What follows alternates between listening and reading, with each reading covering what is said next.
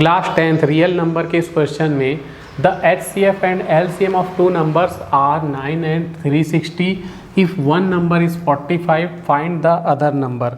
मतलब दो नंबर्स का LCM और HCF दिया हुआ है, हमें एक नंबर भी दिया है, दूसरा नंबर फाइंड करना है। तो सॉल्व लिख लिए, हम लिख लेते हैं गिवन क्या है।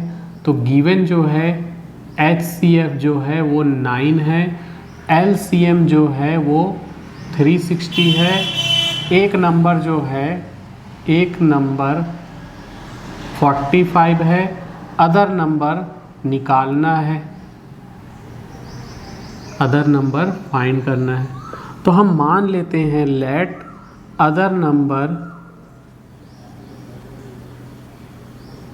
नंबर को हमने ले लिया x इक्वल टू x।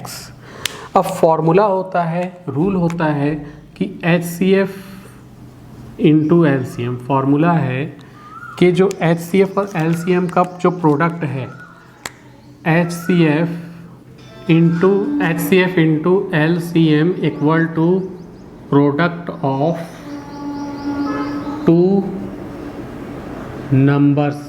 तो HCF और LCM का जो प्रोडक्ट होता है, HCF और LCM का जो मल्टीप्लाई है वो उन दोनों नंबर के प्रोडक्ट के इक्वल होता है।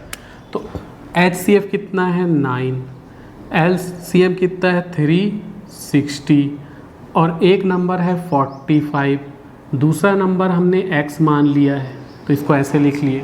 अब हम इसको इधर लिख लेते हैं, इसको इधर, मतलब इसको सॉल्व करना है।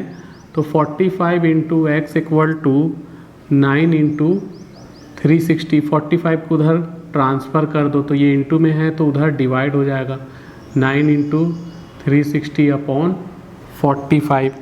अब इसको सॉल्व कर देते हैं, 9 से इसको काटेंगे, 9 1 जा 9, 5 जा, फिर 5 से काटेंगे 1 जा, ये हो जाएगा 7 2। तो जो x की वैल्यू है यानी जो अदर नंबर था वो हो गया 72। तो 72 ही इस क्वेश्चन का आंसर है, क्योंकि हमको बोला गया था फाइंड द अदर नंबर। तो हमने अदर नंबर x ले लिया था, तो x ले लिया, इसलिए x की वैल्यू 72, यही हमारा आंसर है।